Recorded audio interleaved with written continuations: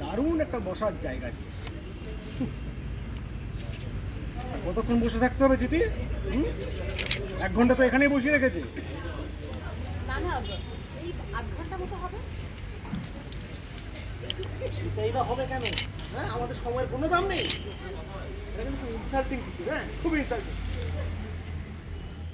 প্রথমেই জানবো কেমন আছো? খুব ভালো আছি, ওয়েদার, খুব ভালো তার আছি। মধ্যে শুটিং, পিকনিক একটা মুড। হ্যাঁ, আমরা কালকে একটা খুব ভালো লোকেশনে শুট করেছি, আর আজকেও একটা খুব ভালো লোকেশনে শুট করছি, এবং কাল থেকেই আমরা মানে কো-আর্টিস্টরা বলা বলি করছি যে পিকনিক পিকনিক মনে হচ্ছে, কিন্তু রিয়েল লাইফে আমরা এখন অব্দি পিকনিক করতে পারিনি। শীতের মৌসুম এসে গেছে, যদিও করতে পারিনি, বাট শুটিংয়ে সেই ফিলটা করছি পিকনিক পিকনিক। তো এই করেই নিজের মনের আশা পূরণ করতে হচ্ছে।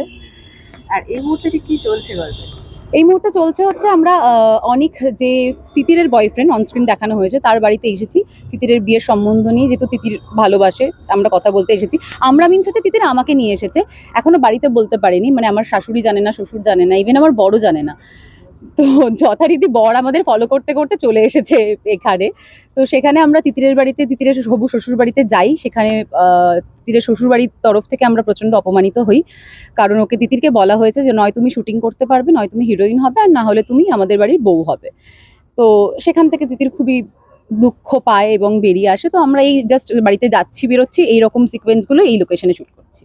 তো অনেকগুলো দিন হয়ে গেল ধারাবাহিকের, সেই জায়গায় দাঁড়িয়ে ধারাবাহিক থেকে কেমন রেসপন্স পাচ্ছ দর্শকদের থেকে? বেশ ভালো পাচ্ছি, মানে দেখো আকাশের গল্পগুলো তো একটা আলাদা ধরনের ভালোবাসার মানুষজন আছে, আলাদা জনারের মানুষ আছে, তো তারা আশা করি দেখছে, এবং সেই রিয়াকশান আমরা পাচ্ছিও চ্যানেলের তরফ থেকে। চ্যানেল আমাদের যেটুকুনি জানাচ্ছে আর কি। তো ভালো, এখনো অবধি বেশ ভালো। সামনেই কয়েকটা দিন বাকি, নতুন বছরের অপেক্ষা। তো তোমার কিছু রেজলিউশন বলবো না, কিন্তু কিছু চেঞ্জ আনতে চাইছো লাইফে? চেঞ্জ কি বলতো, চেঞ্জ চেঞ্জ না সারা বছর হতে থাকে আর কি।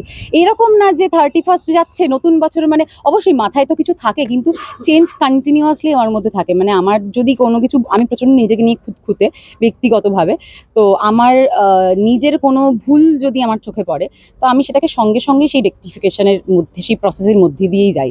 তো আমার সারা বছর সেটা থাকে, আর আলাদা করে রেজলিউশনস বলে কিছু বলতে পারবো না এই মুহূর্তে।